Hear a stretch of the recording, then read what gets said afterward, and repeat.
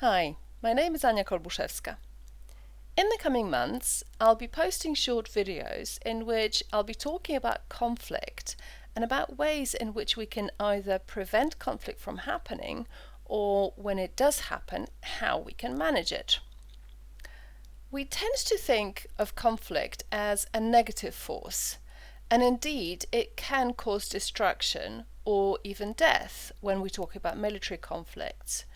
But there is another side to conflicts, and that's why they're sometimes described as one of the engines of evolution. Conflicts may help make our relationships better, they may help us achieve our goals more effectively, and when we're talking about professional context, they may, for example, increase effectiveness of teams. In other words, conflicts may allow us to learn, to progress, to grow. The little word may makes a big difference here, though. Conflicts may be positive forces if they're managed effectively. So our goal is not to attempt to do away with conflict altogether, but rather to manage it skillfully to bring out its whole constructive potential. You will probably agree with me when I say that there are basically three ways in which we can deal with conflict, and all these three ways involve some kind of change. The first way is trying to change the other side. This strategy, unfortunately, has a very low success rate because in conflict you think you're right, but the other person thinks that they're right too. So you will be trying to change the other person, and the other person will be trying to change you. The only exception is when you have power over this person, which may force this person into submission. How constructive this is in the long run, well, we all know too well, don't we? So that was option number one. Option number two is trying to change conditions which generate conflict.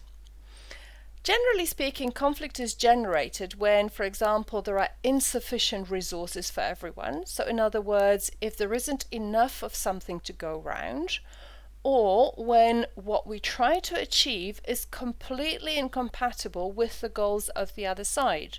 And it really doesn't matter whether we're talking about conflict in personal lives or in professional lives. So whether we're talking about a conflict with our partner, with our friend, with our colleague at work, or with our boss.